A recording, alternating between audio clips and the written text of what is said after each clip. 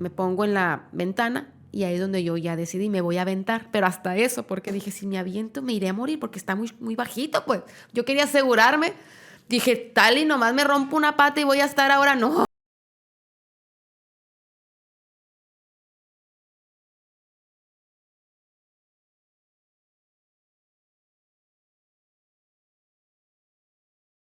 Valderrama y les doy la bienvenida a este podcast que lo hemos titulado Advertencia. Conocer la realidad va a cambiar tu vida. Es un espacio donde podemos prevenir, tratar, abordar todos los temas que tienen que ver con las dependencias, los hábitos tóxicos, hábitos enfermos, hábitos de riesgo, hábitos antisociales, peligrosos, como le quieran llamar, hábitos adictivos.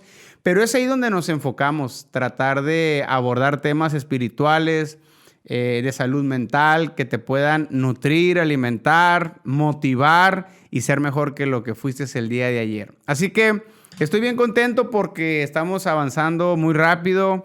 Ya somos más de 50,000 seguidores ahí en las cuentas de Facebook. YouTube, necesito que me ayudes a mover más el podcast porque necesitamos comentarlo más, platicando un poquito más para que se distribuya más este mensaje.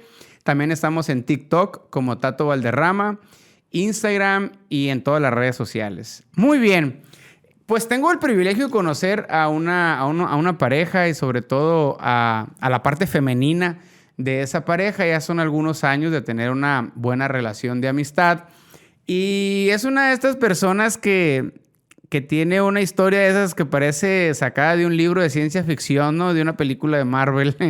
Su pasado, su presente y lo que va a ser su futuro es una proyección de lo que Dios puede hacer en la vida de una persona y para mí es algo muy, muy admirable, muy aplaudible. Y sin más preámbulos, quiero presentarles a la buena Pati Montes. Bienvenida, Pati. Qué bueno que estés con nosotros por acá. Como en casa, como en casa. Me dijiste, nomás no saques a la Buenolia ni la naca que traes dentro. Así que Pati está aquí hoy. La naca está bien. Naca, yo vengo de la Nacameri, de la colonia, entonces ahí nos podemos entender. Pero hoy no. Vamos a hablar más de mí, ¿no? De la parte de mi historia de Pati. Así que muchas gracias, Tato. Ya te estabas tardando, dije, lo voy a dejar, todo bien. Pero muchas gracias. Muchos hijos, pues andan muy ocupados últimamente, ¿no? Es cierto. ¿Todavía sigues con ese rollo de que vas a parir todos los hijos que Dios te dé? ¿O ya le pensaste un poquito? Pero no da hasta donde no podamos soportar, ¿verdad? Ciertamente. Ajá. Ciertamente. Él sabe la medida, ¿no? Sí, con 10 no. Sí, te digo que no. Eso es una buena justificación bíblica que te acabas de aventar, ¿no? O sea, te acabas de aventar ahí una buena salida por ahí. Para no tumbarlo primero, no, así es. ¿Cuántos hijos tienes, Pati? 3. 3 hijos. 3. ¿Cuántos maridos? Perdón. Sí, siempre lo aclaro. 3 y un marido, claro, cómo no. 20 canas, contando 34 años. 34 años. ¿Dónde estabas, Pati, hace 30 años? Wow. Yo estaba en Puebla. Allá es donde vivía, San Martín Texmelucan. ¿Y a poco en tu niñez, Pati, ya te intentaste quitar la vida? Desde la infancia. Y te lo puedo corroborar porque cuando yo platico con mis papás, oye, ¿te acuerdas cuando vivíamos acá? ¿Cómo sabes? Me dicen mis papás. Tú nomás dime qué edad tenía, cuál era el contexto familiar y todo ha embonado. Entonces le digo, pues mira, papá, a esa edad fue cuando me sexualmente. A los 4 años. Y pues son sucesos que se quedan marcados. Curiosamente, no lo recordé hasta los 15 años. Mi cerebro lo reprimió, lo escondió, pero empecé a vivir a través de esa situación sin saberlo.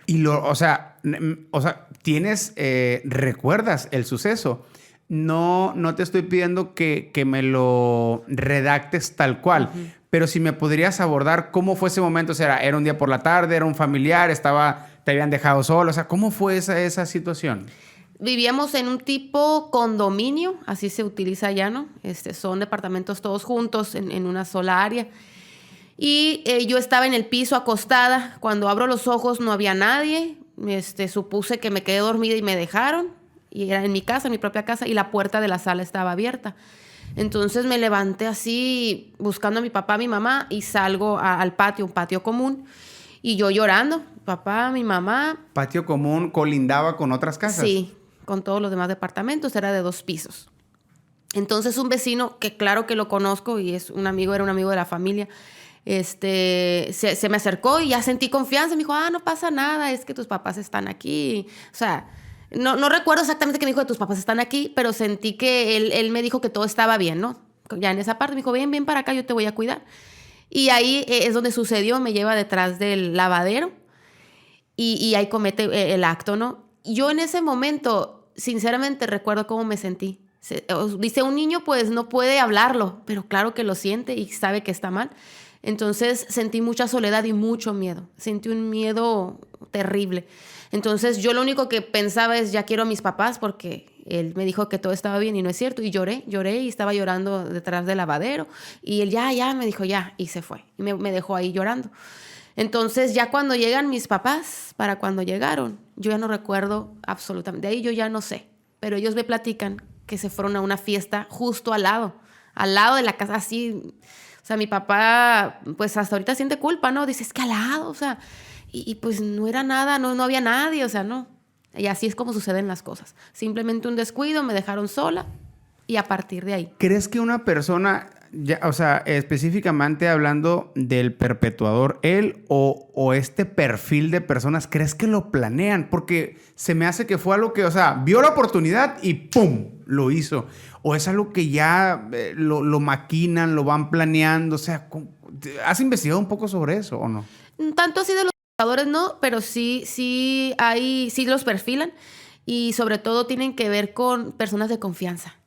¿Por qué? Porque precisamente el jugador necesita tener una máscara porque necesita estar cerca de los niños. Ganarse la confianza. Sí, él siempre va a tener un puesto de mucha confianza.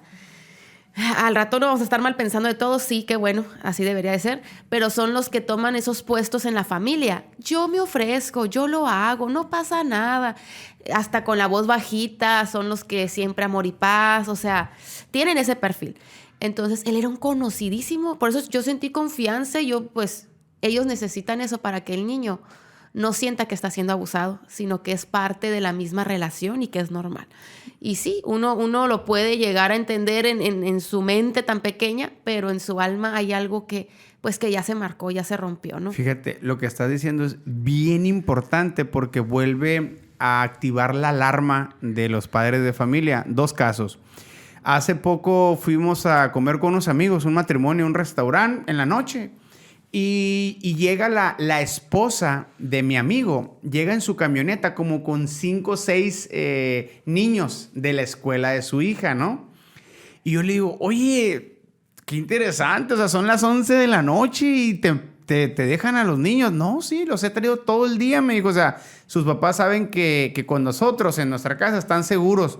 Yo no descalifico, ni desapruebo, ni desconfío de esa familia. Pero inmediatamente digo, o sea, ¿cómo? ¿Qué se les olvida en el mundo que estamos hoy viviendo a esos papás, dejándole a sus hijos de primaria, niñas, niños, en una casa de una persona que los llevaban a comer y desde ahí eran las 11 de la noche y todavía dicen, no, y vamos a cenar y de aquí los voy a llevar a su casa? O sea, qué buena onda de nuestra amiga, pues, ¿no? O sea, obviamente no hay malicia, etcétera, pero no todos son como ellos, ¿no? Y por otro lado, pues mi esposa comparte mucho de algo parecido a tu historia y nosotros hemos tomado muchas medidas en el sentido de a nuestra hija, pues tú la conoces, tiene 5 años y igual, Luna, nadie puede tocarte las piernas, nadie puede cambiarte, ni tu abuelo, y se lo digo a veces enfrente, ni tus tíos. Nadie puede tocarte ni cambiarte más que tu yaya, que es la abuela donde la dejamos, tu abuela, tu mamá y tu papá. No más. Tus partes privadas, y a veces se los digo delante de mis familiares, para que entiendan que, o sea, en nadie, o sea, en nadie es nada, ¿no? Así es. Porque fíjate, o sea, qué tremendo, ¿no? ¿Y volvió a pasar, Pati, o nomás fue esa ocasión? No, ya de ahí siguió pasando. O sea, ya te podría contar muchas historias de incluso amigos de mi hermano, amigos de mi papá, en fiestas. Ya cuando eres ese tipo de víctimas, ¿ya bajas la guardia o sientes que es normal o qué pasa? Eso te iba a decir. ¿Has escuchado esa parte de... se escucha más o se oye más mencionar en las relaciones? Siempre me tocan hombres tóxicos. ¿Por qué siempre me tocan parejas? No, es que elegimos. O sea, tú pudieras decir, es que sí, soy víctima, ciertamente. Sin embargo, hay un periodo, ¿no? Hay una edad donde uno ya es capaz de decidir, de elegir. Sin embargo, las motivaciones son lo que los hacen caminar. Y yo no tenía motivación. O sea, literal, yo buscaba esas situaciones. No es que me la merecía y ni tampoco es que yo lo hice para... No, estoy hablando de una marca emocional que yo no sabía ni mi conciencia, pero era lo que me movía, pues era yo no valgo. Eso era lo que había en mi inconsciente. Y a lo mejor, Pati, disculpa que te interrumpa, Y me exponía. esa era una manera de agradar o de encajar, era la manera en la que tú te sentías aceptada, ¿puede ser? Pues fue la manera en que entendí que era la vida, el mundo, que así funcionaba. Entonces, fíjate, era lo más familiar que me marcó, que no lo vi, bueno, voy a decir a mis papás que me hicieron esto. No, fíjate, mi mente de niña, 4 años, pues, ¿qué puedo yo hacer conciencia y reflexionar? Así debe de ser. Eso es lo más fuerte. Wow. Porque cuando ya me sucedía y cuando yo me exponía a eso, a pesar de la alerta, porque claro que hay alertas de... Pero tú dices, ya va a pasar, es que así tiene que ser, es que es por mí, es que así me tocó, o simplemente te dejas en ese momento, porque es lo más familiar que tienes, pues, es lo que conoces y es a través de lo cual tú ves la vida. Y cada vez que me tocaba eso, decía, ya sabía que me iba, ya lo esperas, ya hasta lo esperas, vives esperándolo. Ya un hombre, si te ve un familiar o alguien, tú dices, a lo mejor él me va a hacer algo, o sea, se rige a través de eso. Y lo permites. O sea, a lo mejor él me va a hacer algo y es normal. O sea, esa es la concepción, ¿sabes?, que tenías. Sí, y ahora lo entiendo. Porque lo que marca a un niño es, pero te lo estoy explicando sin la conciencia, ¿sí me explico? O sea, yo no entendía en ese momento. Ahorita lo entiendo por la edad que tengo. En ese momento se marcó mi alma y fue, papá y mamá no están, me abandonaron para empezar. No me cuidaron, no soy lo más importante para ellos. Es que tuvieron que salir y imagínate dejarme con la puerta abierta, dormida, tan vulnerable. Yo me abandono total, pues. Entonces es, bueno, si mis papás lo hicieron y al dejarme, ellos saben lo que me pasó, ¿no? Es porque así tiene que ser y ellos son los papás. Y si ellos son los papás, se supone que esto es lo que es el amor y esto es lo que es el cuidado. Ahí simplemente. Es que lo que me dice está bien profundo. Me surgen un chorro de preguntas con respuesta y sin respuesta en la mente. Por ejemplo, trato de entender, si esto siguió sucediendo constantemente, llega el momento en que puede parecer una especie de normalidad y me dices que tú como que a lo mejor no sé si estoy en lo correcto, no motivabas o te ponías casi en ese momento, en ese instante de que fueras a ser vulnerable. O sea, casi eras parte de... O sea, no quiero sonar que tú eras culpable. No, obviamente, por supuesto que no. Y más estamos hablando de una pequeña. Pero me dices, yo ya me lo esperaba. A veces, no me dijiste lo buscaba, pero era casi hacía que eso sucediera a veces. ¿Cómo es eso? Porque no logro entenderlo. Por ejemplo, al momento de jugar, de hacer juegos, donde yo sabía que, por ejemplo, el amigo de mi hermano ya se estaba propasando, porque ya te estoy hablando, siguió pasando 7, 8, 9 años, o sea, uno va entendiendo más cosas. Entonces, al saber que ese juego iba a provocar que esa persona me tocara, yo pude haber dicho, no Claro, quiero jugar, ¿no? Ya te entendí. Y muchos creen que porque es que esos niños no saben hablar. No, tiene que ver con la guianza de los padres. Pues, ibas permitiendo. Y a pesar de que sentía mal, sentía feo, me dolía, es esa parte que ya me había marcado. O sea que cuando alguien produce una... o en tu caso, alguien te... es como derribar las defensas. Te quita defensas, te desarma. Y te da un panorama. Y cualquier persona es más fácil que te puedan lastimar. Más o menos por ahí va. Así de sencillo. Si un padre, por ejemplo, permite que a su hijo lo cacheteen, ¿no? El hijo va... Ya, sí, es verdad. O sea, el hijo va a ser marcado de por vida y va a ser su visión de la vida. A lo mejor lo van a cachetear en todos lados. Así es. Ya. Y está interesante porque aún de adultos nos sigue pasando. Y yo puedo casi, y no asegurar, pero casi decirlo, que las personas que han sido abusadas han sido más, no una vez, pues. Y es un círculo vicioso. ¿Estará ligado la promiscuidad, el sexo a temprana edad. Te digo, son cosas que yo por lo menos yo no estuve ajeno a todo eso, ¿no? La secundaria, la preparatoria, uno como hombre buscaba siempre ahora lo entiendo y lo escribo en uno de mis libros, ahora lo entiendo. ¿Por qué? Y lo platico mucho con los padres de familia en las escuelas. ¿Por qué nosotros los hombres, que nos gustaba mucho la vagancia, que éramos medio vagos, por qué siempre buscábamos a las chicas que las dejaban llegar tarde, a las chicas que vivían que ya bebían, a las chicas que no les hablaban sus papás, a las chicas que no había problema si se quedaban en el carro nosotros o si alguien más los llevaba, etcétera? Eran como una pelota, ¿no? Por aquí, por acá. O sea, ¿por qué buscábamos inconscientemente a los 13, 14, 15 años a esas chicas? ¿Por qué? Pues ahora entiendo, o sea, chicas menos cuidadas, ¿no? Chicas menos cuidadas. Y no nomás creo que pasa con las chicas, ¿eh? Me ha tocado de chicos que mujeronas de 25, 18, 30 andan buscando a los chavalitos y los descuadran sexualmente. O sea, no aplica para un lado de los sexos, ¿no? Pero ¿consideras tú eso? O sea, la actividad sexual a temprana, todo eso. Sí, y es que esa marca, como te digo, esa marca abre unas puertas impresionantes, te deja vulnerable al decirte, tú no vales, tú puedes ser tocada por cualquiera, porque eso es el mensaje que te quedó en tu espíritu, ¿no? Nadie te cuida, nadie ve por ti, así es la vida, tú vienes a eso, de verdad. Ahora comprendo por qué esas voces en mi cabeza, cuando tenía 10, 11 años, que yo nunca entendí porque yo no recordaba lo que me había pasado. Entonces, ese sentimiento de, pues yo soy un objeto y yo soy para que alguien me toque, yo estoy para... Oye, Pati, y a lo mejor la hora o el fue abuso, ¿verdad? Es lo más... Porque yo platicaba con mi esposa y porque atendemos en terapia todo ese tipo de casos. El drogadicto es muy común. Es común que haya sufrido un abuso. No estoy diciendo que todos, pero... Exacto. Pero hay algo Sí que no lo habla, que lo ata y la droga le permite viajar y volar y olvidar durante un buen tiempo, ¿no? Es como un antídoto para evitar el pasado.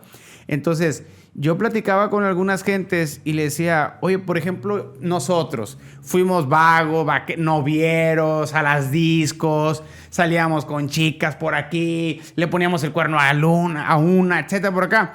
Pero nunca por mi mente pasó el violar, por ejemplo. Nunca he violado a una mujer, menos ahora que tengo chicas, ¿no? O sea, pues nunca, o sea, ni por aquí de cerca de, oye, vamos a planear hacerle daño a esta morra o lastimarla entre tres, como pasa ahora. Nunca, o sea, jamás. Y yo creo que las personas que sí tienen esa concepción a lo mejor es porque, ¡pum!, pasó también, ¿no? Tan sencillo, al principio no podemos dar lo que no tenemos. A nosotros, o sea, de alguna manera nos dieron, ¿no? Ese dolor, no da cuenta que ahí te va, ¿no? Y esa marca la traes y luego la pasas y la pasas hasta que alguien tiene que romper con eso. Es lo maravilloso, que no te quedas marcado y ya valiste. Ya no hay nada que hacer. O sea, eso es lo increíble. ¿El abuso se terminó hasta qué edad, Pati? No, pues en la universidad todavía. Y fíjate, en la universidad sucedía en fiestas, ¿no? Y sin embargo, era una más consciente en mi noviazgo. O sea, ahí es ya la torre, pues ya es permitido, ya es... Esa es la diferencia, ya era permitido. Sí, ya era permitido, ya eres lo que valgo, pues así, ya en esa conciencia. O sea, sirvo como un instrumento. O sea, no hay para dónde más volteo. No, o sea, yo no me podía ver de otra manera. Siempre lo explico así. Es como si alguien tiene una herida en la pierna y no la vemos, pero trae una herida, no la vemos.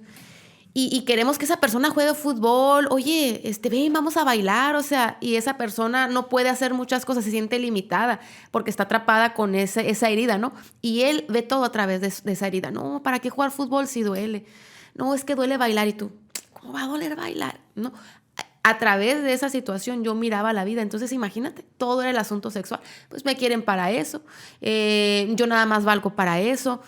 Todo giraba en torno a esa parte. Salía a la calle, era aterrador salir a la calle. O sea, ya voy a tener que enfrentarme a las miradas, enfrentarme a los chiflidos.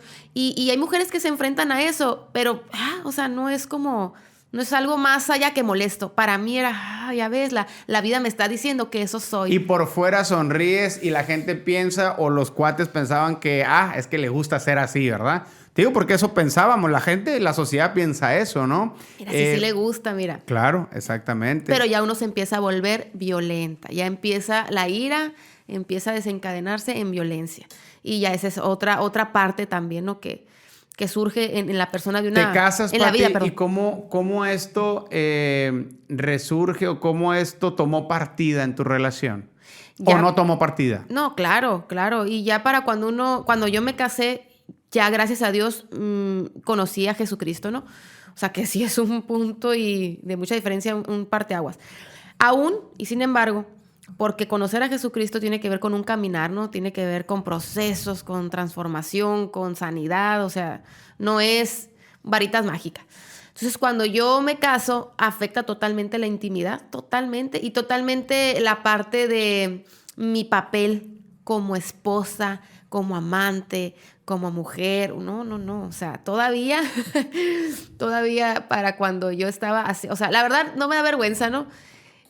Me duele, eso sí, pero vergüenza no decirlo, que para cuando yo me casé todavía traía mis boxers de hombre conmigo en mi cajón. ¿Por qué usabas boxer de hombre? Porque hasta mi identidad se vio afectada.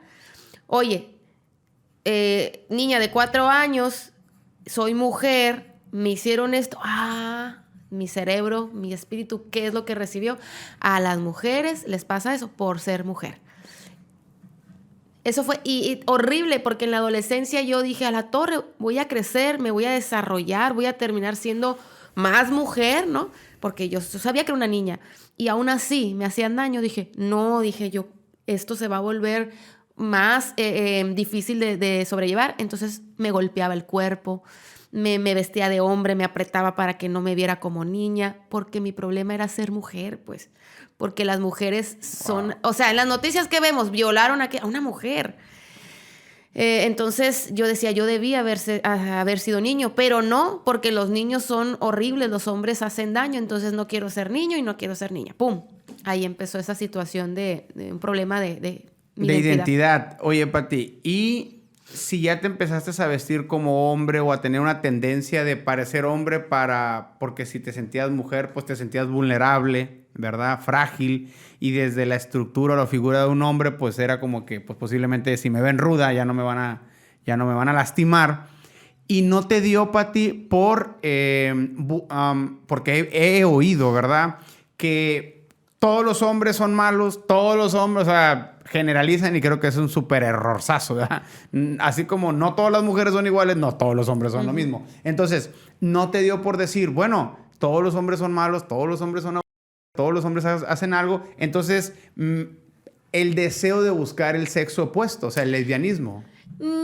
Fíjate que sucedió viendo la televisión, se desencadenó. Es porque uno trae esas emociones, ¿no? Ese sentimiento. Yo jugaba con esas emociones, con esos sentimientos. Me refiero, mientras jugaba con las Barbies, yo me movía a través de ese dolor, o sea, de ese sentimiento. Y yo no entendía por qué los demás no me entendían, los niños, las niñas. Ay, sí, fui de vacaciones, me caía mal. Digo, ¿cuándo necesito que alguien hable y me diga, ay, fíjate que yo no me siento niña, estaba esperando que alguien tocara ese tema? Nada. Pues eso aumentó mi sufrimiento porque dije, soy un alien. Nadie le pasa lo que a mí me pasa. Yo estoy viviendo esto y soy la única rara en el universo. O sea, ahí fue, cuando fui creciendo en la secundaria, fue empeorando la cosa, ¿no?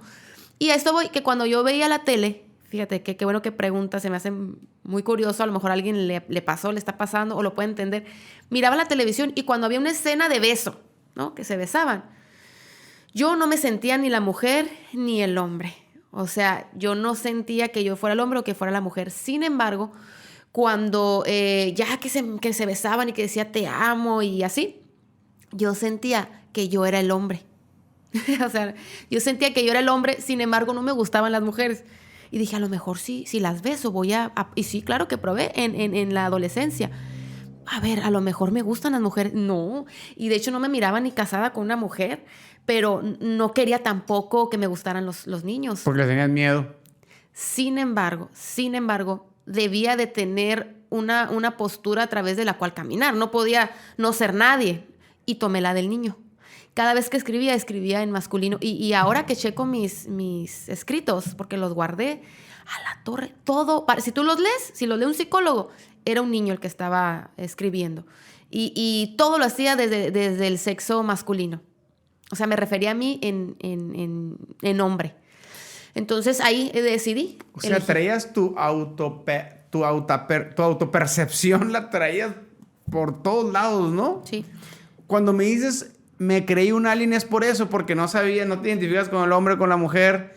Y aparte que te digan, oye, qué rara. Fíjate, esa es otra. Porque hay una situación social donde te ponen estereotipos. Yo sí estoy de acuerdo que los estereotipos pueden afectar. ¿Pero a quién afecta? A los niños desatendidos y vulnerables. Porque tú me dices, pues no, yo no le veo. Y ahorita es todo un tema, los estereotipos. Ahorita es toda una situación, los roles de género. Porque sinceramente somos una sociedad o digamos un cúmulo de niños en este tiempo abandonados. Hay un abandono y no tenemos guianza, no hay quien nos esté guiando. No hay un camino de creencia, de identidad, de formación, de cultura familiar, de costumbres, claro, de seguridad, de manada, un espíritu de pertenencia. Eso, y cada quien empieza a buscar o sea, es automático, es natural, es inherente al individuo, ¿no? Exactamente. Entonces lo que tú podríamos decir, tenías esta especie de disforia de género. Trastorno de personalidad, que también es lo mismo. Es lo mismo el trastorno de personalidad. Por si a alguno les molesta una palabra u otra, pero viene a ser lo mismo. Es no sentirte cómodo y sentir incluso molestia de quién eres. Pero hay una raíz, Tato.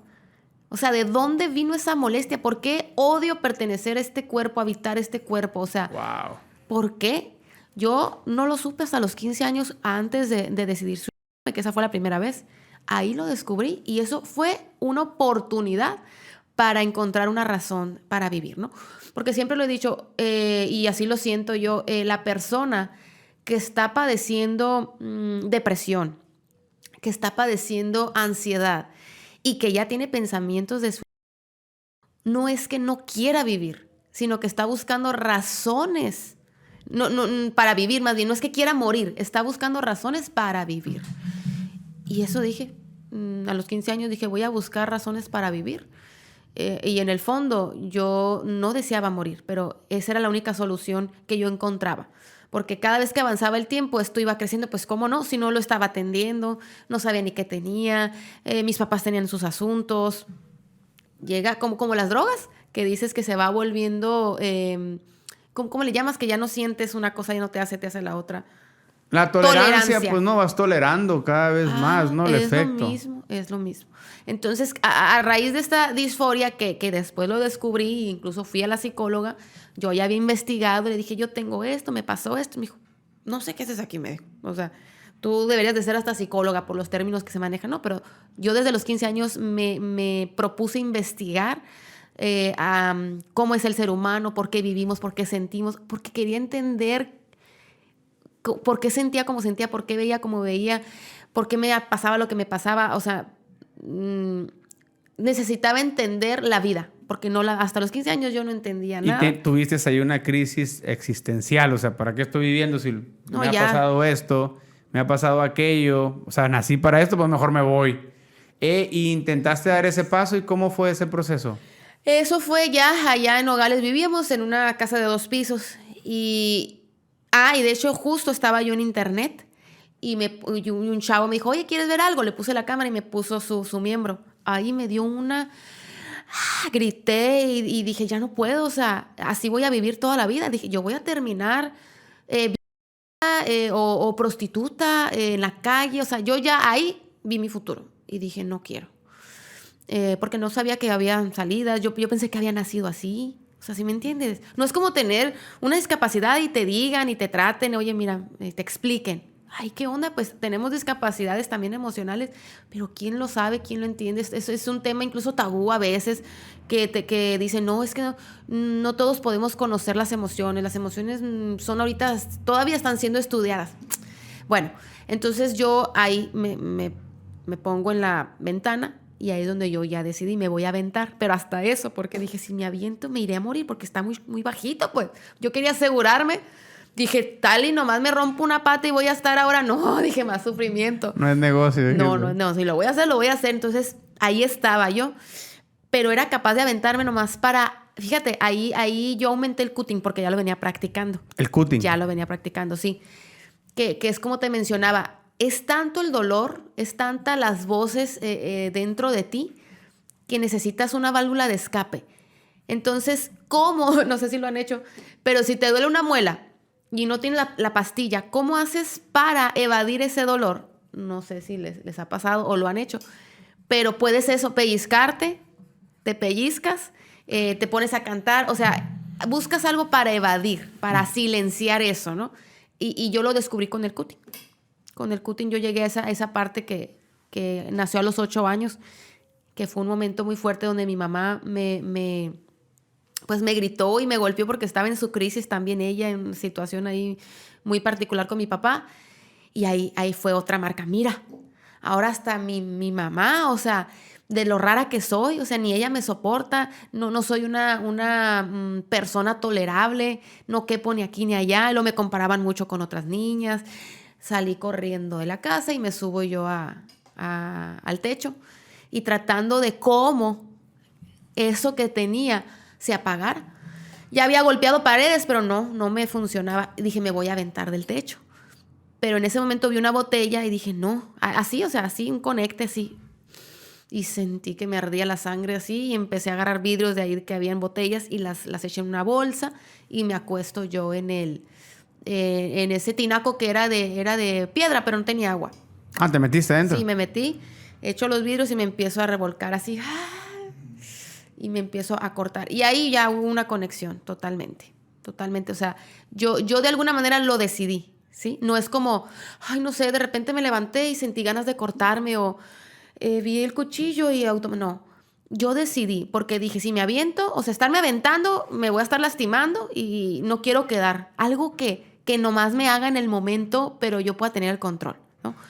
Incluso sí me habían ofrecido drogas. Uno tiene casi siempre acceso, no sé si es normal, pero hay en las colonias no falta, o deja tú la cerveza que está en el refrigerador, el cigarro que tiene la mamá por ahí, hay tantas, las pastillas que están por ahí.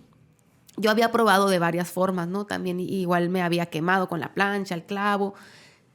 La persona que practica el cutting no es la primera vez o no llegó a ella o sea, tuvo un proceso, ya traía una ¿no? serie de acontecimientos y eso es parte ¿no? De lo que se desencadena, así es. Eso es parte de... Y te empiezas a cortar y te genera placer, te estimula a cortarte el dolor. Algo sucedió dentro de mí que fue wow, o sea, y sentí como una anestesia de quietud, de que necesitaba yo, del dolor que traía, y ahí me enganché.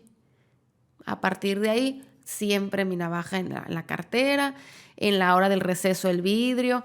Y eso, la tolerancia, ya después decía, necesito algo más. ¿Y en qué parte te cortabas? Los brazos, a veces en las piernas. Hay quienes lo hacen en la espalda, ¿no? En todas las partes del cuerpo que se pueda. Y buscas que te vean. Yo sí. Hay personas que no. Yo atendía en terapia a un muchacho y llegaba, me llegó algunas veces, literalmente llegaba y me decía, mira, ¡pum! Me enseñaba, ¿no? Uh-huh. Y unas marcas, pero gruesas, eran como unos canales. Sí.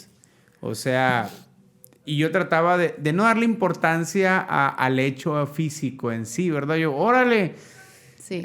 ¿no? Que ahora si es una marca, te crees el hombre araña, que jugaba con él, ¿no? Para cambiarle un poquito el tema y entrar a, pues, ir escarbando por otros lados, ¿no? Lo que buscamos en la consejería. Pero... Y parte de lo que dices, yo a veces le recomendé en él porque él lo hacía por una presión que tenía en su casa. Su papá no estaba, vivía con los abuelos, su mamá con otra crisis y él viviendo en otra casa. Entonces traían un desajuste bien tremendo. La mamá a veces con otra pareja y él enojado. O sea, era un rollo interesante. El ateo y luego con problemas de esquizofrenia, ¿no? Me decía, me habla por aquí, luego me habla otro por acá, me dice, y a veces le hago casos de acá. Pues lo estaba tratando un psiquiatra y también lo veía yo. Más que nada yo me quise hacer amigo de él, ¿no? Sentía que necesitaba tener un amigo. Pero para terminar el punto donde voy...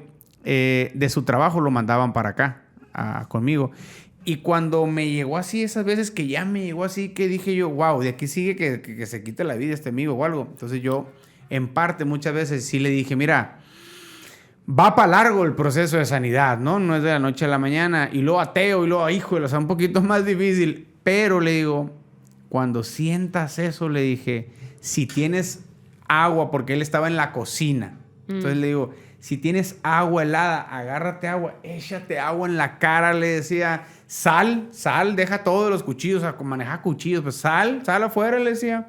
Sí. Y camina por allá, le digo, camina, si quieres corre, o sea, quítate eso de la cabeza en el momento porque, pues, es bien peligroso, pues, ¿no? O sea, tú navajas traías. Sí, incluso practicar algún deporte, pero por lo general la persona que está sufriendo el síndrome de borderline no trae motivación.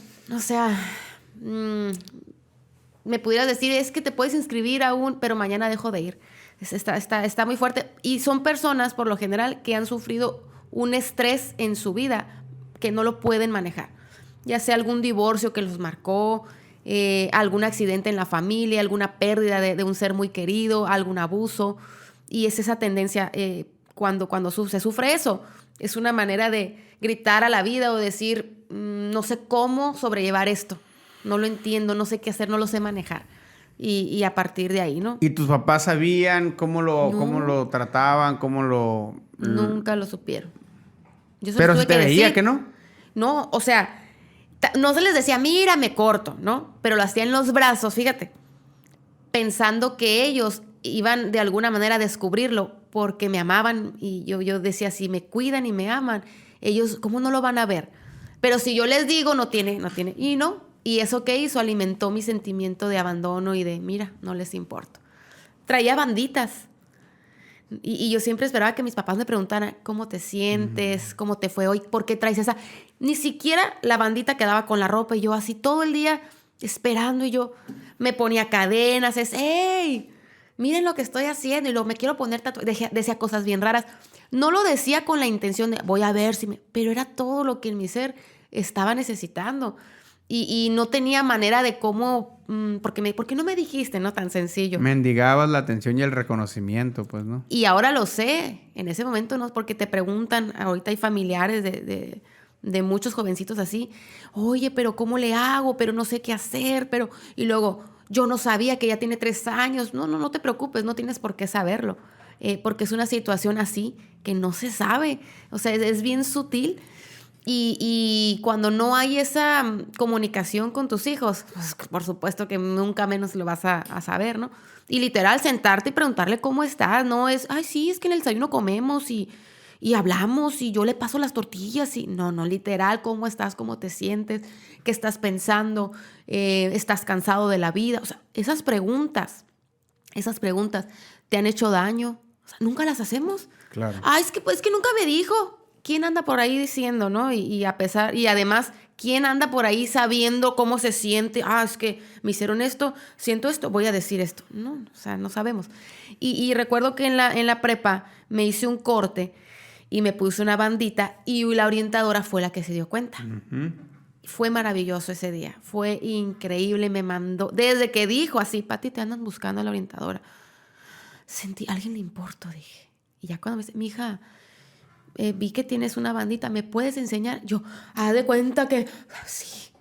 O sea, y si la enseñé, mira su rostro de congoja, dije, alguien me vio. A alguien le importo. Hombre, fue maravillosa esa sensación.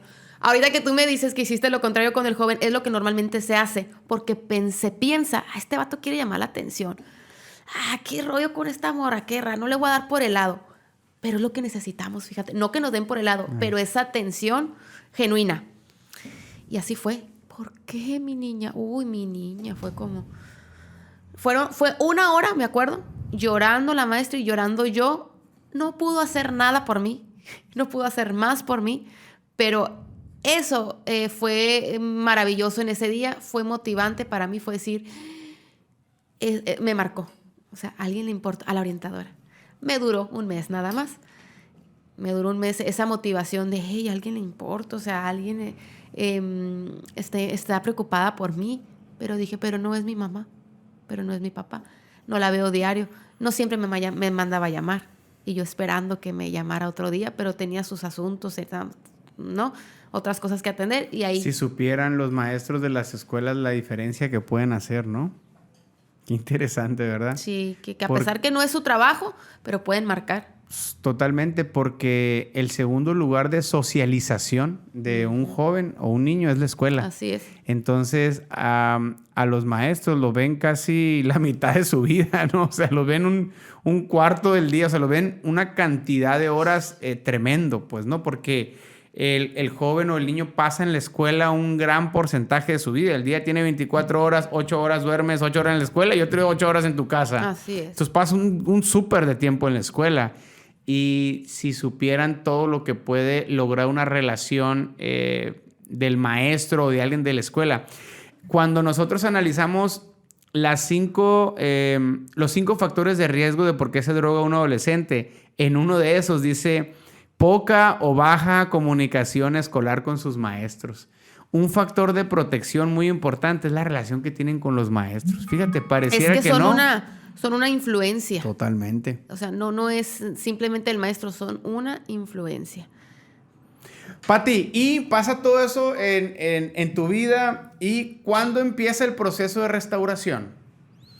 Ya el proceso, cuando yo lo decidí, fue a los 25 años más o menos. Ya había salido de la universidad, ya habían pasado miles de cosas. Yo ya estaba trabajando. Y en ese punto de mi vida, porque recuerdas que a los 15 años yo dije, me voy a dar chance. O sea, me voy a dar una oportunidad de encontrar una razón para vivir. Bueno, investigué, leí, qué interesante. Sí, descubrí que no había nacido así. Descubrí que el cerebro es como plastilina, ¿no? La neuroplasticidad. Y que genera redes neuronales. No, eso fue para mí un pum. Fue, órale. Lo que dice la neuroplasticidad es que te puedes adaptar y puedes transformar tu vida independientemente de lo que ha pasado. No es como cambiar de hábitos y cosas así, ¿no? Es. Pero sí sucede algo en el cerebro, claro. Las redes se conectan, se desconectan y ok. Eso fue para mí lo que detonó la decisión más importante. ¿Puedo seguir viviendo como víctima? Dije yo. Es que me hicieron esto y justificándome, es que yo no entiendo y llorando y haciéndome daño. Y echándole la culpa a medio mundo porque odiaba a Dios, y si es que existía, ¿no? Yo decía, pues si es que existe, y odio a los hombres, y un odio. Cuando descubro eso fue maravilloso, fue increíble, pero también fue, chale, ahora tengo una responsabilidad frente a mí, ahora todo lo que yo haga es porque yo quiero, porque ya tengo un conocimiento. Entonces, qué bueno saber que no nací así. Y ahí es cuando me tuve que descubrir qué me pasó, por qué, entonces qué afectó. Y exacto, la socialización primaria tiene que ver con el lugar donde te criaste, todo lo que tuviste, primer contacto, tus cuidadores, ahí donde te dan de comer. Pues ahí me fui. ¿Qué onda? Investigué la historia de mi papá, de mi mamá. ¿Qué pasó a esta edad? Que empecé a comprender de dónde venía, lo que sentía. Bueno, socialización secundaria, todo lo que tuvo contacto conmigo en cuanto a amistades, escuela, toda la convivencia social. Bueno, entonces llega este punto a los 25 años, donde tuve conocimiento, entendí, practiqué, probé para intentar sanar, pero todavía había emocionalmente algo muy fuerte que me seguía ligando con hombres que me maltrataban, con esta imagen de mí, todavía esa identidad, híjole, es muy difícil de restaurar, más por los medios que yo intenté, ¿no? Y ahí fue donde regresó a la casa después de un día normal y dije, no, ya, o sea, ya hice lo que tenía que hacer, la verdad, no soy cobarde, o sea, no me quiero ir cobarde, así, la verdad, ese fue mi pensamiento. Yo puedo decir que lo intenté, que probé, que busqué, y lo siento. Y ese fue el día más difícil porque yo sabía que me iba a ahorcar. Y fue cuando salgo del baño, mis papás no estaban y dije, voy a dejar una nota. Sí quisiera que supieran, no dejarles culpa. Pero me vino esta frase, ¿no?, de Albert Einstein que dice que la materia no se crea ni se destruye, solo se transforma. Y dije, dije yo, si lo que quiero es evadir el sufrimiento y todo este dolor, resulta que lo que sigue es una transformación. ¿En qué? Dije, ¿en dónde voy a terminar? Y llámese que termine en la reencarnación o llámese que termine en el infierno, llámese... ¿No voy a acabar con el sufrimiento entonces? Voy a seguir yo con mi conciencia y no, dije, no, esto no es la solución. La verdad que me cayó ahí el 20 y entendí en mi corazón una voz que me decía y que me abrazaba, no has probado todo. O sea, en realidad no has probado todo. Te falta una cosa por probar. Nunca has hablado con Dios. Eso fue mi pensar. Es cierto, o sea, en realidad no. ¿De dónde vino eso? ¿Había alguien que te había hablado de Dios? Claro, había un conocimiento. Yo le llamo el conocimiento cultural. Por cultura, el Diosito, nos los manejamos, ¿no? No sabemos ciertas palabras, entendemos que hay un infierno. Culturalmente, para mí, yo era una persona cristiana, porque me habían hablado de Cristo, porque yo sabía que Él murió y una revoltura, pero pues tenía el conocimiento, ¿no? Pero ahí dije, ahora que tengo 24 años, yo sé lo que es la difamación, la entiendo muy bien ese término. Entonces, en realidad, yo todo lo que he hablado de Dios ha sido difamación porque nunca me he sentado a decirle, a cuestionarle, oye, te voy a dar la oportunidad, ¿te existes? Háblame, pues te voy a dar una chance. Si tienes voz, para saber que en realidad existes y no estar hablando mal de ti.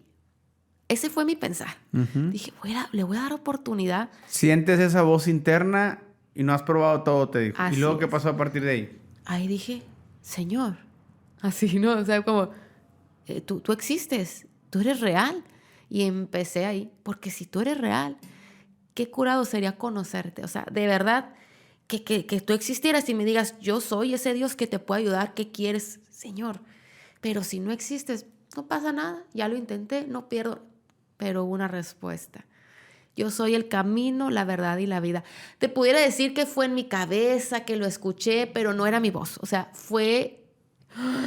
como que quién está en el cuarto. Y ahí cerré los ojos y mira, simplemente en mi espíritu empezó a suceder. Ya me desbordé y empezó a haber esta intervención divina maravillosa. Maravillosa. Y ahí me mostró cosas de mi infancia donde me clarificó desde el abuso. Por eso te puedo decir, sé cómo me abusaron, porque vino, que es lo que hacen muchos psicólogos y en muchos tratamientos de inducción, no sé cómo le llaman, la verdad nunca los he probado, que te hacen reversiones de no sé qué. Y cambiar el momento en el pasado, en tu memoria. Sí, o sea, yo creo que el cerebro es maravilloso y que sí hay... Muchos lo hacen en la hipnosis también. Exacto. Uh-huh.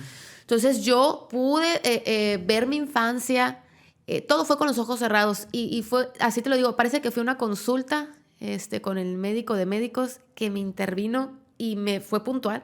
Esto te pasó aquí, aquí te robaron esto, aquí. No por sé eso es esto, por eso sientes esto así, por eso piensas así allá. Así es. Y cuando me habla de mis padres... Te da las respuestas. Sí, pues. Sí. No, o sea, de verdad que es impresionante que no se puede ni explicar. Y por eso yo siempre los invito a probar. Sí, prueben.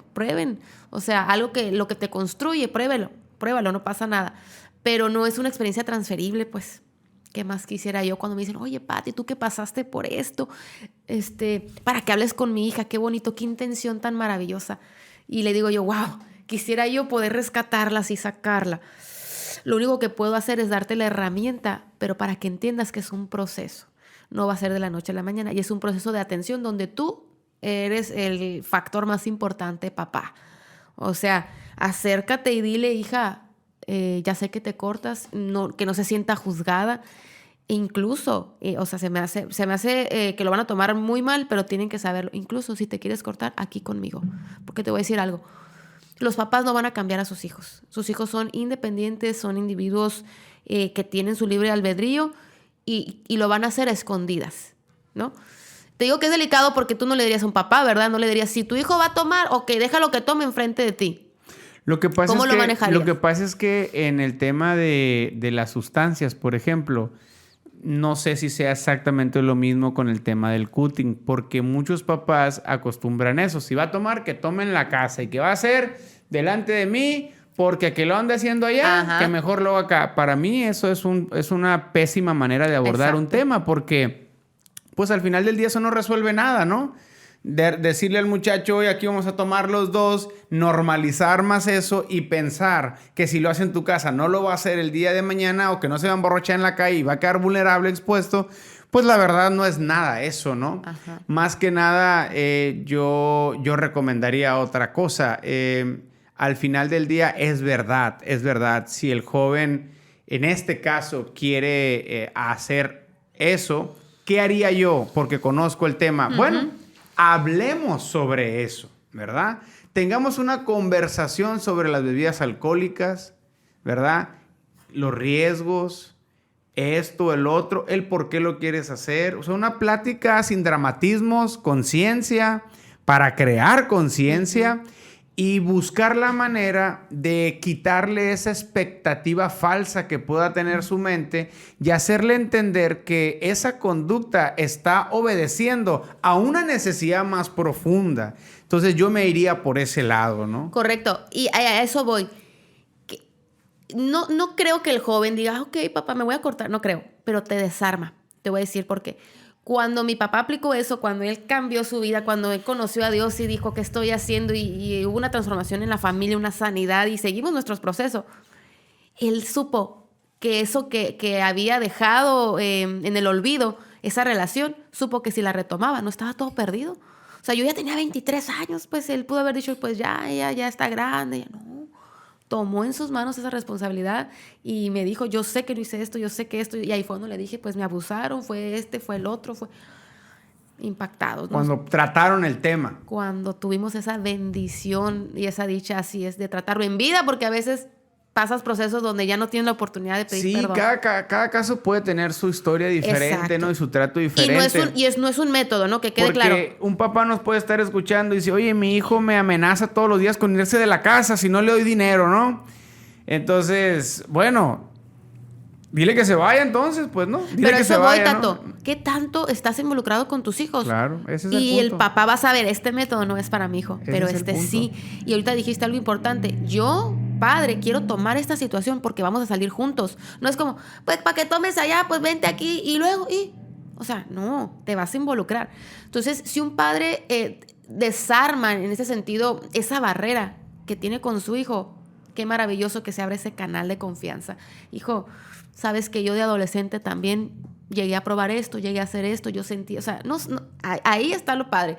Y más sobre todo si uno conoce... Un verdadero diálogo, pues, constructivo, ¿no? Tratar el tema. Yo le digo mucho a los papás eso, o sea, a los papás nos interesa tener diálogos de verdad. O sea, a mí me interesa saber si mi hija es virgen, si mi hija está activa en eso. Yo quiero saber si mi hijo sabe que es un preservativo, por qué es importante esperar, por qué no.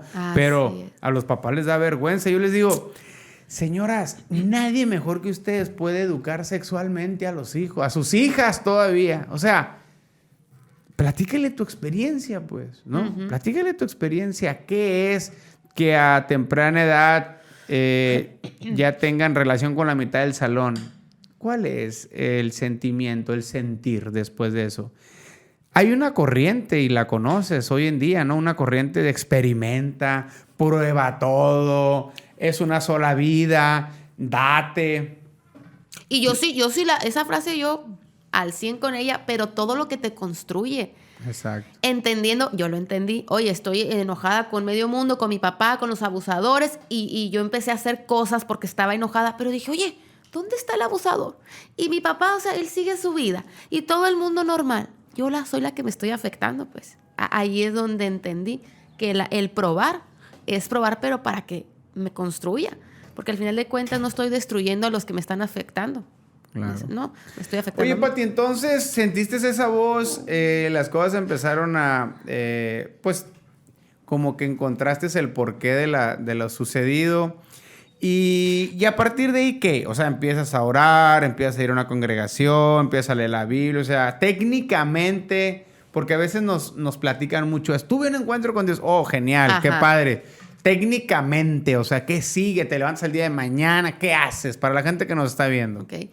Y antes de contestarte, para que no se me vaya, esto que te quiero decir, siento que es importante, que cuando los padres en algún momento dicen, quiero ayudar a mi hijo, y dicen, voy a acudir a un psicólogo, se confían en que al llevarlo al psicólogo, ¿no? Para que lo atiendan. Papá, mamá, el hijo necesita a papá y a mamá, necesita la atención de padre y madre. Y pasa lo contrario, lo llevan con un psicólogo, pues no, ya, menos les importa. O sea, es como, ay, atiéndelo tú. O sea, sigo muy ocupada, voy a hacer como que me importa. Y no es para ofender, porque hay papás que en su desesperación y en su de verdad querer ayudar, dicen, ya hice lo mejor que pude. No, papá, papá y mamá, a ti te necesito, ¿no? Entonces, así como mi bebé hoy me necesita. Ándale, adelante, atiéndelo, ¿no? Pero está muy padre eso, ¿eh? El hijo necesita a los padres más que el psicólogo. Al psicólogo. Hay una frase que dice, vale más un buen... ¿Cómo es? Un buen papá vale más que 100 maestros, ¿no? Está muy interesante eso. Pues lo bueno que se despertó cuando ya andamos terminando, Pati. Cárgalo. Sí, cárgalo, no pasa nada. Si no, pues ponlo ahí en el podcast, que conteste. Yo voy a desenmascarar a mi madre. Sí, que empiece a platicarnos ahí su historia. Lo que pasa es que Pati tiene tres niños y pues no sé qué, no, ya se despertó, pues, ¿no? Oye, Pati, técnicamente pasa esa experiencia que tienes con Dios y el día siguiente, ¿qué sucedió? Yo estaba decidida a cambiar mi vida, por lo tanto fue todo o nada. Permítame, voy a tener que hacer algo aquí. No te preocupes. Entonces, Oye, a la otra vamos a tener acá como en los baños, ¿no? Que tienen para cambiar y aquí Ya, en el ya podcast tiene, acá, claro, ¿no? Aquí claro. si es mujer que se pueda poner una cosa así acá, ¿no? Para darle... no, cuidadoras, unas cuidadoras que ya vengan con todo el flow, que puedan dar No, sí leche. tenemos, ¿no? Mira, ya ves, sí, ahorita te cómo lo no. cuidaron como 40 minutos. ¿Cómo no? Ya. Ok.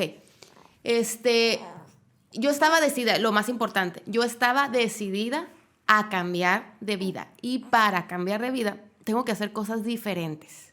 Ya no podía venir haciendo lo mismo. Ahora sí que es radical. Voy a probar lo que tenga que probar, que me edifique, pero lo voy a hacer bien. Porque es como una receta. Si me dijeron que le ponga 2 de harina y que le ponga 1 de azúcar y al final no lo hago así y luego me quejo, oye, no salió la receta, ¿verdad? Yo tenía que estar segura que era Dios el que me estaba hablando, que Dios era real y que iba a suceder algo. Yo estaba en la prueba. Me levanto el otro día, ¿qué onda, Dios? Anoche pasó algo y nadie me lo contó y yo sé que tú estás aquí, pero quiero saber quién eres, cómo eres, qué onda. Así. Aquí estoy. Soy una página en blanco. Voy a empezar a hacer las cosas diferentes. Entonces, hoy no voy a pensar como pienso, porque normalmente ya tiene uno un patrón. Qué feo el día. O sea, ya es una rutina, ¿no? Voy a hablar contigo. Quiero que me digas hoy qué vamos a hacer, qué voy a hacer, porque estoy sanando, qué sigue. Así fue. Y literal, pues hoy vas a agradecer, o en mi mente, en mi corazón, sabiendo que de eso no venía de mí, porque no son palabras que yo uso, ni es información que yo manejo, ¿no? Uh-huh. Bueno, me voy al trabajo y en el trabajo continúo con mis... el desbordar, ¿cómo se le puede decir? Ese sentimiento de angustia. Mis pensamientos otra vez así, la vida otra vez. Señor, ¿qué onda? Aquí estoy. ¿Qué Porque se hace? los pensamientos seguían todavía. Sí, seguía hasta mi relación tóxica. O sea, nada había cambiado por fuera, nada, parecía. Sin embargo, algo estaba ya sucediendo. Y le digo, Señor, aquí en el trabajo, ¿qué hago? ¿Qué se hace? ¿Tú qué onda?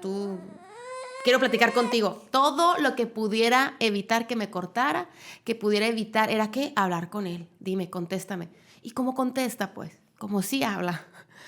Fue una relación que empezó muy, muy bonita, muy sana, y todos los días, aquí estoy. Si de verdad Dios no existiera, y si no me hubiera tratado de la manera en que sabía que yo necesitaba, yo no estuviera aquí.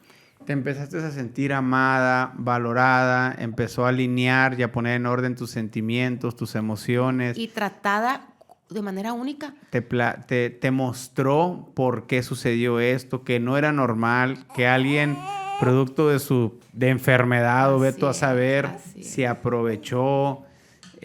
Todo eso te dio como una respuesta del por qué sentías eso, que era lo que andabas buscando. Es como alinear las piezas en un rompecabezas, ¿verdad? Para que se empezara a ver quién era la verdadera Pati. Pues, así. Esa distorsión de mi imagen empezó a agarrar sentido. La imagen correcta empezó a agarrar forma. Y pude entender que las enfermedades que yo padecía, que sí eran físicas. Yo tenía hasta lo que no, el intestino perezoso, gastritis, ¿no? Colitis, sinusitis, tolitis. Y el Señor me hablaba... Colitis. Colitis. Me hablaba mucho de la falta de perdón. Y era hacia mis abusadores y hacia mis papás, que era como si estuviera masticando veneno, ¿no? Y que mi cuerpo estaba resintiendo. Y dije, ¿qué? No, espérate. ¿Me vas a mandar a pedir perdón? Esa parte se me hizo muy fuerte. Pues le dije, yo no sé, yo no puedo, yo no quiero, pero como estoy siguiendo la receta y ya no quiero volver atrás, dime cómo, qué hacemos para seguirle. ¿A quién perdonaste? A mis papás y a los no los tuve enfrente porque okay. sí, pero tuve que en mi corazón cerrar esa herida.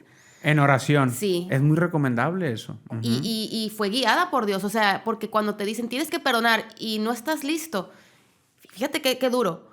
Y lo haces por seguir, no sé, un consejo. Y lo más difícil es que tú pensaste que ya lo hiciste. Para cuando ya pasen los años y no sanes y te digan, oye, es que tienes que perdonar. No, es que ya lo hice. Nunca vas a poder entonces cerrar, pues. ¿Sí me Se puede perdonar cuando estás sano.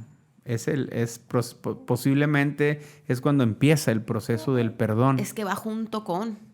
Sí. Sí, porque si vas camino a la sanidad, este es un paso importante para llegar a la sanidad.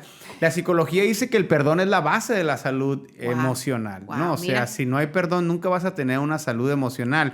Y el perdón, hay 3 perdones básicos y el más importante es el perdonar a los papás porque son los que te dieron la vida. Y es difícil que uno tenga una vida abundante, próspera, saludable, jovial, alegre, entusiasta, si estás en contra o si tienes un resentimiento con la gente que te trajo al mundo. O sea, es el perdón más importante. Pero hayan sido buenos, malos, tus papás, etcétera, te conviene. O sea, quieres tener un mejor estilo de vida, tienes que perdonar a tus papás. Eso es una ley, ¿no? Y de ahí sigue el perdón hacia uno mismo. Ese perdón me faltaba a mí. Yo lo acabo de hacer hace un par de años. Wow. Porque yo dije, oye, pues si yo he practicado todo esto, perdoné acá, pedí perdón también, pum, pum, pum. ¿Por qué sigo sintiéndome? ¿Por qué sigo todavía cargando con ciertas piedras de vergüenza, de amargura, etcétera? Y no sé en dónde, no sé si fue en una predicación, en un libro, en un lugar, en un reel, o sea, no sé en dónde, alguien por ahí dijo, ¿ya te perdonaste? Y yo volteé y dije, he perdonado a todo, pero tal vez nunca me he perdonado. Y al día siguiente yo en la mañana es cuando leo, tengo un tiempo de meditación y oración, y ahí me puse a ver, Tato Valderrama, te perdono porque te pasaste de lanza aquí, te perdono porque fuiste muy bruto aquí, te perdono por esto, te perdono por dañar tu cuerpo así, o sea, hablándome, ¿cómo? O sea, como si fuera mi espíritu así, ¿no? Así es. Te perdono por haber visto esto, te perdono porque ensuciaste tu mente así, te perdono porque me perdoné. Y fue algo tan sencillo, pero tuvo un impacto, fíjate, tuvo un impacto. No, y qué bonito, porque sí es cierto, todos necesitamos una intervención, sí, mental, psicológica, emocional, espiritual. Tiene que ser integral. Pero una persona está limitada. Y a veces uno no tiene el dinero. Qué bonito, se me hace una intención muy padre y es una herramienta muy válida. Pero y luego, tú necesitas un psicólogo 24/7. O sea, que cuando estés ahí en el momento, ¿a quién acudes? ¿A qué número marcas? ¿No? Y eso fue lo que me pasó con Dios. Que yo lo tenía a él y le hablaba y me contestaba y su intervención era maravillosa y luego te dice, ya llegó el momento, y yo, ¿de qué? ¿Con qué? O sea, te está atendiendo pues el mero y te dice, ahora sí, vamos a tratar este tema. Porque el perdón no fue el primer año, fue casi a los 2 años de que yo conocí a Dios. ¿Por qué no lo hizo al principio? ¿Por qué no lo hizo? Porque era el momento. Y bueno, y cuando él me lleva a tratar eso, dije yo, wow. Y luego que me dice, precisamente lo del versículo que dice, amarás al Señor tu Dios, ¿no? Con toda tu mente, con tu corazón. Y lo dice, y amarás a tu prójimo como a ti mismo. Y, a ver, ¿cómo? No puedes amar al prójimo si no te has amado a ti mismo, dijo el Señor. Vamos a continuar contigo. Y esa parte de sanar uno, me perdono, quién soy, me gusta quién soy. La neta no aceptaba mis manos, las tengo que aceptar, no aceptaba mis orejas. Fue un proceso de aceptación bien bonito, de revertir todo lo que le había dicho a mi cuerpo, no te quiero, no me gusta. Fue otro proceso de sanidad. Y parte de esta relación, como me dices, ¿qué es lo que continuó? En ese hablar con Dios, pero en ese hablar y obedecer, suceden cosas. Y siempre lo he dicho, el congregar te va a llegar sí o sí. O sea, tiene que llegar esa parte porque tú ya estás, ya no estás contaminada, digamos, de lo que te venía haciendo daño y necesitas nuevas amistades, nuevos círculos, personas que sumen, que ya traigan la misma mentalidad que tú. Y en ese momento yo no tenía a nadie a mi alrededor. Yo ya no me podía juntar con muchas personas porque estaban en otro proceso. Híjole, aquí mi amiga anda con sus tóxicos. Yo ya superé eso y ni le voy a sumar ni a mí porque ella está cerrada ahorita. Cuando uno entiende los procesos de sanidad, ya no está detrás del otro. Pues, oye, ¿por qué no cambias? Oye, porque uno ha pasado un proceso y lo entiende. Los que no han sido procesados y que no han sanado, se la llaman juzgue, ¿no? Claro. Entonces yo entendí que era momento. Y fue cuando precisamente en mi relación con Dios, me dijo Dios, ¿no te gustaría estar con personas que hablen el mismo lenguaje? Así como tú me cantas y que sientes todo eso. Hay personas que también lo sienten. Yo, así como te juntabas antes en tus bolitas, ¿no? Que me gustaba el rock y que se emocionaban y que podían hablar. Así es esto, me dice. Hay una familia que está creciendo en mi conocimiento y que se está gozando con todo lo que están viviendo y que pueden compartir. Eso fue, ¿no? En mi platicar, en mi intimidad. Y un día en catedral estaban unos locos por ahí tocando. ¡Qué Cristi! ¡Qué veo! Unos jóvenes así. Y bien contentos. Y yo me quedé viendo. Y en eso dije, yo quiero eso, dije. Yo eso necesito. Y le dije, ¿dónde se reúnen? ¿Qué hacen? Aquí, mira, esta es nuestra congregación. Y ahí empecé a congregarme. Así fue. Muy, muy orgánico, muy natural, muy lo deseo. Llegó el momento. Qué padre. Sí. Qué padre. Y a partir de ahí así ha sido. Señor, ¿qué sigue? ¿Qué dices? ¿Y qué tengo que hacer? O sea, ¿cuál es la parte que a mí me toca? Y eso ha llevado a muchas áreas de mi vida a sanar y ser transformadas, incluso mi matrimonio y la intimidad y la parte de la pareja. Ha sido un crecer y nunca para atrás. No, pues tres criaturas. Pues ya veo que sí hay sanidad, ¿no? Así es. Hijos deseados, amados, esperados. Qué maravilla. De verdad que Dios me dio esa oportunidad porque yo pude haber quedado embarazada en cualquier momento. Y a pesar de que no tenía mi relación real con Dios, uno siempre habla con el Diosito, ¿no? Y yo le decía, Señor, si quedo embarazada, yo me ahora sí, yo ya, no, un hijo. Y tú dijeras, pues no andes ahí, pues, no que queme, ¿no? Pero es esa parte que uno alimenta de decir, es que yo soy un objeto, pues, ¿no? Y me tiene que ir mal y a mí me tratan así, hasta enfermedades y lo que me tenga que pasar, o sea, y dices tú, ¿por qué no te cuidas? Porque no me amo, pues, que no me amo, porque yo no soy nadie, porque no tengo identidad, así me muevo.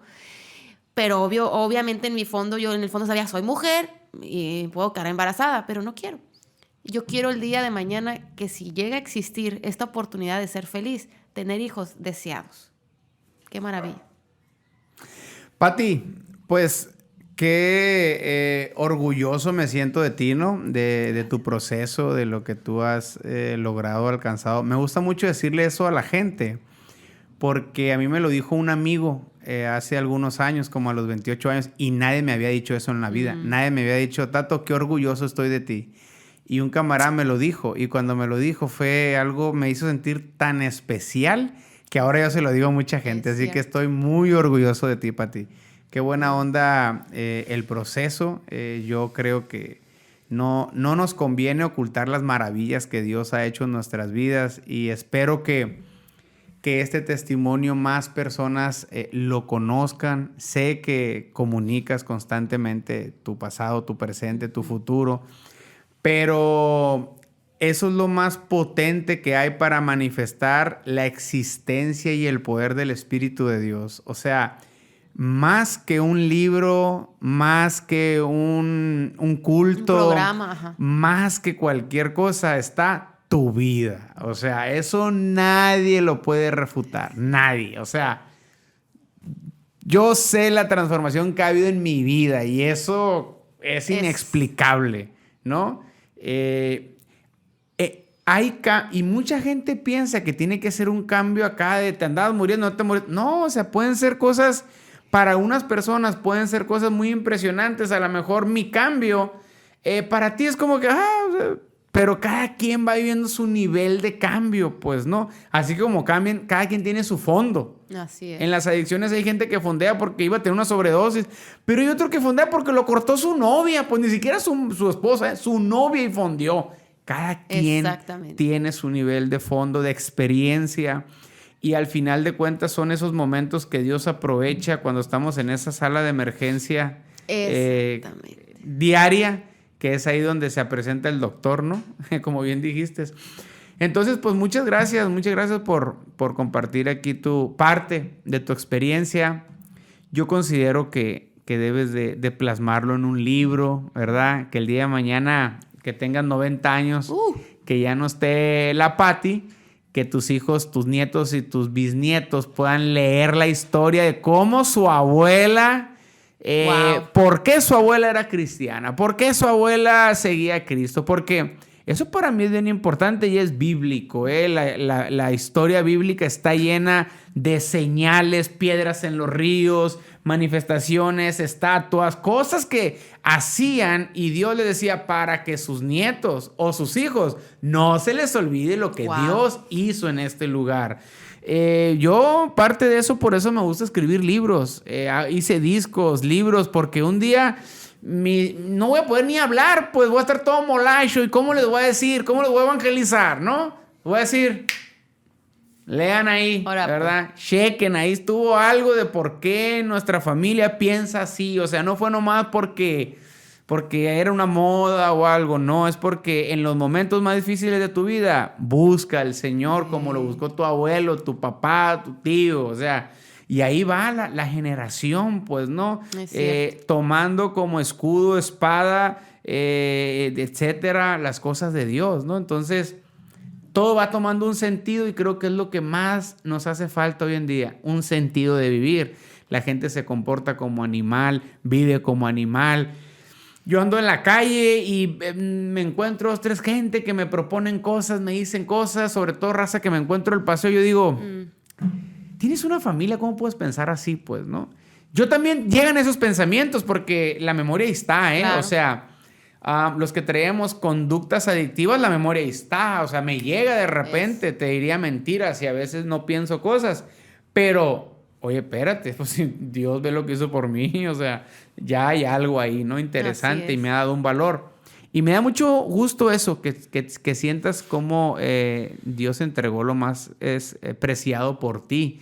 Y eso es un valor que nadie te lo puede quitar, ¿no? Y lo que siempre digo, porque me dicen, oye, ¿y por qué debo de creer en Dios? Y yo ya lo busqué, pero no me contesta. ¿Y para qué debo de creer en Dios? Le digo, no, pues es asunto tuyo. Le digo, si tú estás feliz como estás, si lo que practicas te está llevando a la plenitud, al gozo, tú me dices, me duermo bien a gusto, vivo pleno, de verdad no tengo carga, síguele.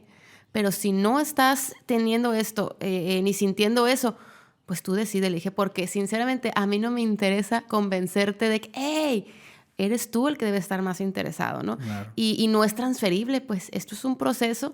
Y si tú me dices, es que ya busqué a Dios y no lo encontré, el Señor dice que me encontrarán si me buscan de todo corazón. O sea, aquí nada más hay un mentiroso, pues. Entonces debes de saber que lo que te ha maltratado, que lo que te tiene bien asqueado, así como a mí, es la religiosidad. Y es la parte esta de tanto enredo que tenemos los hombres. Pero sí existe un camino, la verdad y la vida. Y sí existe alguien que te va a guiar y que te va a sacar, espérate, mira. Y al final les digo, ya hablaste con Dios, escuchaste su voz, le diste la oportunidad. Y entonces, no puedes decir, ya conozco a Dios, es que sí, yo ya tuve. No, si tú no has escuchado a Dios, porque la verdad, Tato, yo estoy 100% segura que las personas que tienen su encuentro con Dios de esa forma tan real y profunda, al final de cuentas terminan transformados. No puede ser diferente. No pueden decir, no quiero saber nada de esto no funcionó. Los que tienen un encuentro con Dios, donde nadie se lo cuenta, y viven esta experiencia, claro, ¿no?, de transformación, le dan para adelante y... Perfecto. Pati, muchas gracias. Ahora, todo pues, un placer. Yo creo que luego nos vamos a sentar otro podcast para a lo mejor escarbar más de uno de esos temas, ¿no? Porque cada tema podríamos abordar tantas todo cosas, un podcast. Muchas gracias. Gracias por escuchar. Yo te pediría que compartas este podcast. No sé si me estás viendo en Facebook, en TikTok, en YouTube o no sé dónde, pero en Instagram, no sé, pero compártelo, suscríbete al canal. Critícanos, deja tu comentario, haz lo que tú quieras, pero que no pase desapercibido este contenido. Yo soy Tato Valderrama, los espero en el próximo podcast. Aquí vamos a seguir hasta que la prevención sea una materia escolar. Saludos.